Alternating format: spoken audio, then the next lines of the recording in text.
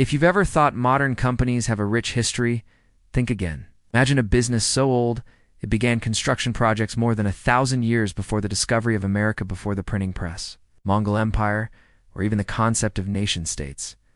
That business was Kongo Gumi. Founded in 578 AD in Osaka, Japan, Kongo Gumi wasn't just a family business. It was the world's oldest continuously operating company. Its founders were Korean immigrants, master carpenters who had been invited to Japan by Prince Shotoku to help construct one of Japan's very first Buddhist temples. Shitenji. Over the next 1,400 years, Kongo Gumi would pass from one generation to the next, weathering feudal battles, famines, warlords, and radical transformations in Japanese society. Each era brought new rulers, but always the same family at the company helm. Kongo Gumi was more than just symbolic longevity.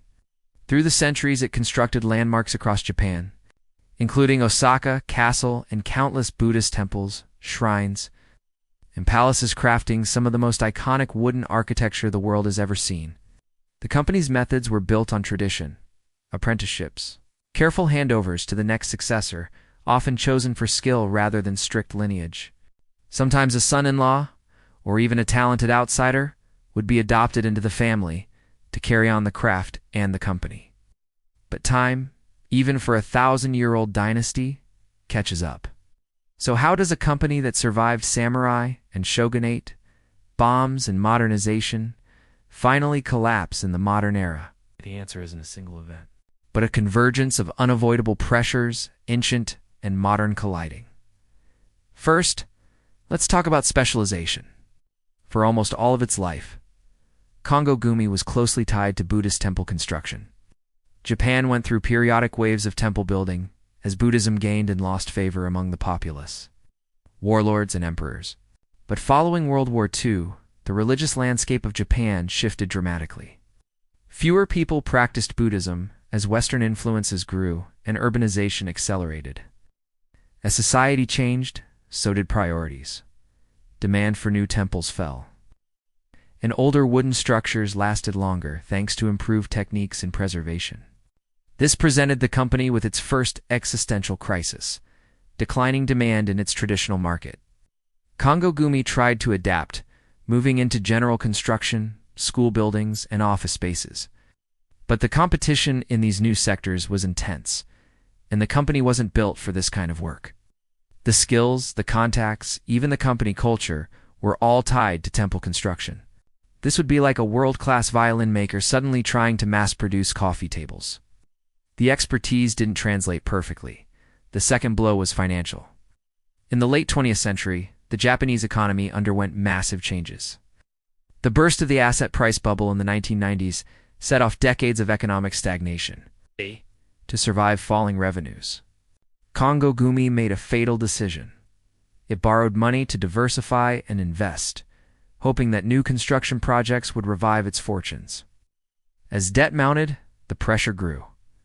Risky investments in real estate and expansion failed to pay off. By the early 2000s, their debt had ballooned to over $300 million. But the most decisive problem was one as old as the company itself: succession. For many generations, Kongo Gumi had managed careful handovers. But as times changed, keeping the business in the family became ever more difficult. Younger generations found opportunities elsewhere. The traditional lifestyle and relative modesty of the carpentry business was less attractive in a rapidly globalizing world. With financial troubles mounting, even steady leadership and centuries-old talent couldn't save the company. In 2006, after more than 1,400 years in business and the stewardship of 40 generations, Kongo Gumi filed for bankruptcy. Its operating assets were absorbed by Takamatsu Construction Group, becoming just another subsidiary. The name persists, and its descendants still work in construction. But the independent Kongo Gumi, as history had known it, was gone.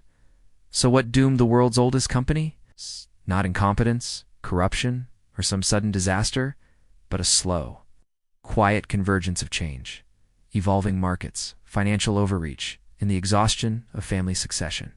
Kongo Gumi's story is a reminder that longevity, tradition, and even extraordinary skill don't guarantee survival in a world that's always changing. It's also a lesson for modern businesses, no matter how large or historic.